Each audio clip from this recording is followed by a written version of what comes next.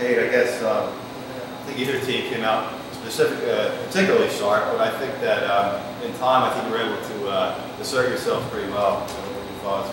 Yeah, I thought there was a little bit of nerves for both teams to start, but I think Brittany got us on the board with the and one, which then I think gave us a little bit of confidence to then kind of go from there. You know, big three or big traditional and one usually does that, and thought that really kind of sparked us from the get-go.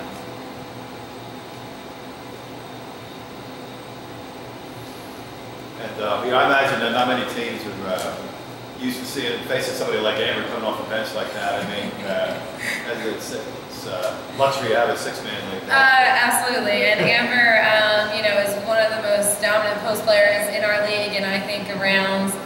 And it's a credit to her that she's really taken on the role to be that spark off the bench. It just kind of helps us to have that weapon when, you know, we need a basket. That's who we turn to. We you know, get Amber in the game, and it definitely is a really luxury. Amber, you just want to talk a little bit about how you've embraced your role of coming off the bench. Obviously, you adjusted very well to it. Yeah, definitely. I think a lot of people put a lot of pressure on, oh, you should be a starter, you should be a starter, but Coach K talks a lot about our roles on the team, and I know that that's my role, and I fulfill it well, so I enjoy it.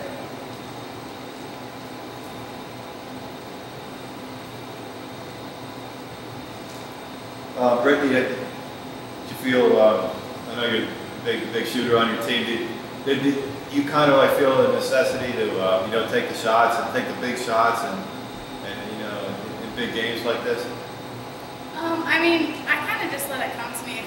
I know in the beginning of the season I was in a shooting slump, and I think it was because I did think about it too much.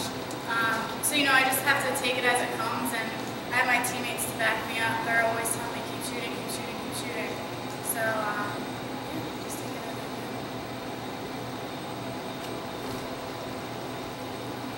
comes. Coach, were you happy the way you were able to kind of every time Raven would make a little bit of a run and get it to 10 or whatnot? You know, you were always able to stave off those runs that they made. Were you happy with the way your team was able to respond to that? Absolutely. We talked about that usually at the timeouts, and we talked about it at halftime. You know, Moravian's a very good team. They're a very experienced team, and we knew they weren't going to, you know, go down easy. And every time at the timeout, it was a lot of these two and the other players who were kind of saying that same thing, like, you know, let's make sure don't let them back and let's finish this. Yeah.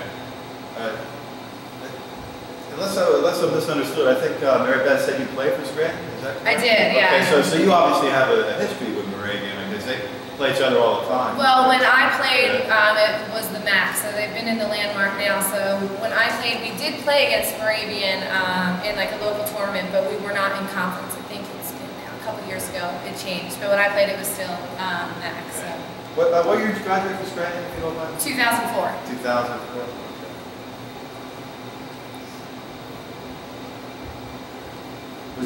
You consider this, you know, were you happy with this performance as the first round game? I mean, obviously, you know, the goal is to survive in advance.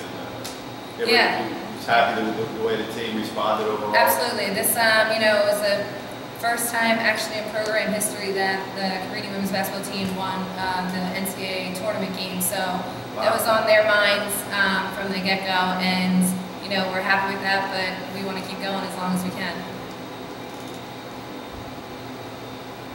Okay, thank you very much. Thank you.